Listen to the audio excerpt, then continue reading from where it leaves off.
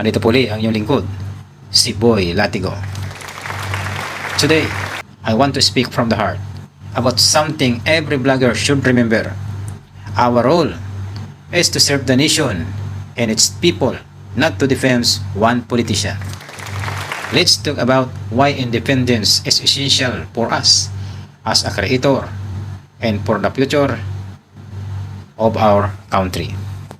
Ayan po, bilang pong mga vloggers, okay, paalala lang po sa mga vloggers, no? Dapat po, bilang mga vloggers, tayo po ay independent, okay?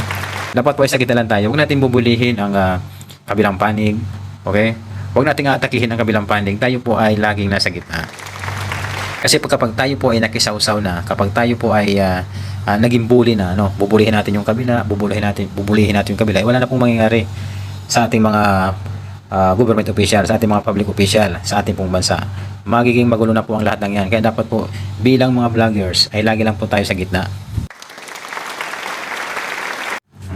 Yung iba kasi dyan, na mga vloggers, no, hindi ko naman nila lahat.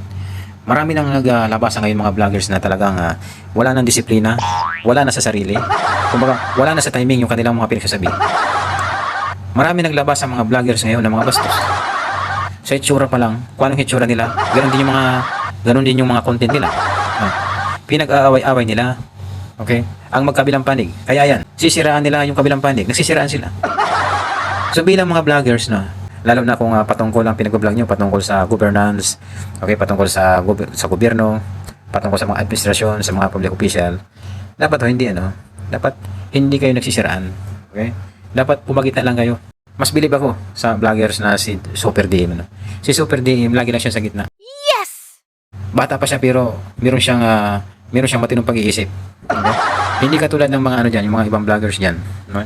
Tumanda na, tumagal na sa pag-vlog. Pero nagpapoto pa rin. Mga pa rin sila, nagpapoto. Okay, yung ibang mga vloggers, nagpapabayad na. So ang pagsiservisyo nila, hindi na para sa bayan. Okay? Nagsiservisyo sila para sa views, para kumita. Okay? Siyempre, sa hirap ng buhay, yung iba talagang ganun na nangyayari. Okay?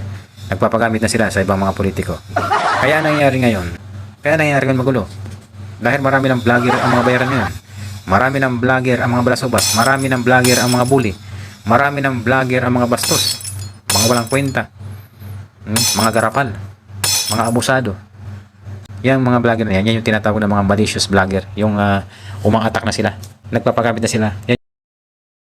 Paano natin malalaman yung mga sinusuportahan natin mga vlogger ay mga malicious vlogger na pala? Ano-ano ang mga roles or mga activity ng malicious vloggers? Malicious vloggers is spreading misinformation, creating division, and undermining trust and institution. Nagpapakalat daw, ang malicious vlogger daw ay nagpapakalat ng mga maling informasyon, paglikha ng mga division o paghahati-hati, at pagsira ng tiwala sa mga institution.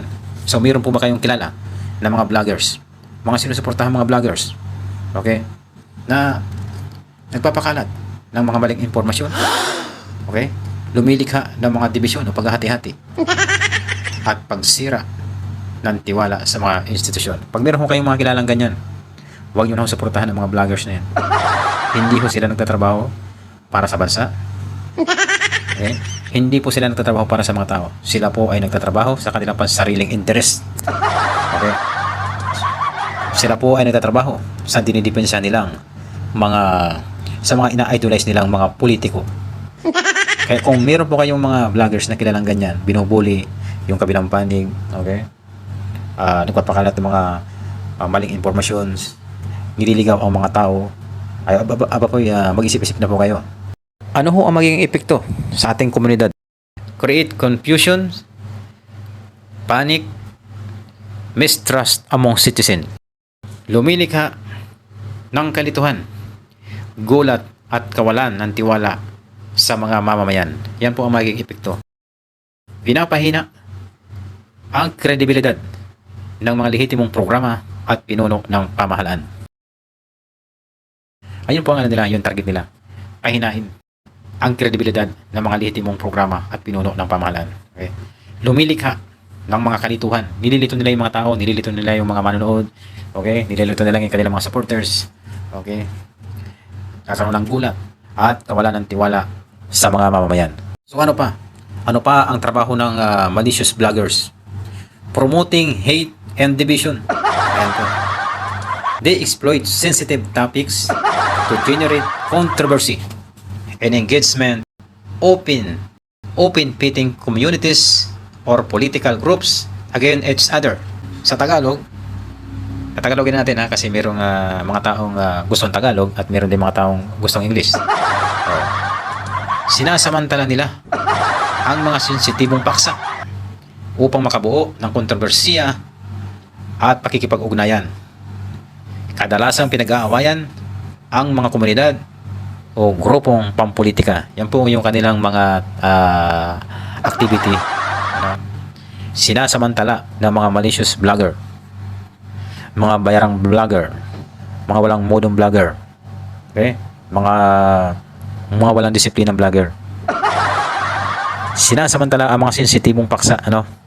Kita mo diyan, kaya ang ginagawa nila diyan ay pag mayroong nag-upload diyan na mga sensitibong paksa, ikakat nila yan. Kukunin yung sensitibong part at i-upload. Lalagyan nila ng reaction. Yung iba nakakasuhan na dahil sa pagkukuha ng mga sensitibong paksa, tapos binibigyan nila ng kakaibang meaning. Yan po ang nangyayari. So ano ang magiging epekto nito sa komunidad at sa mga tao? Nagpapalakas, okay? Ang mangyayari diyan, ito ay nagpapalakas ng puot, diskriminasyon at polarization.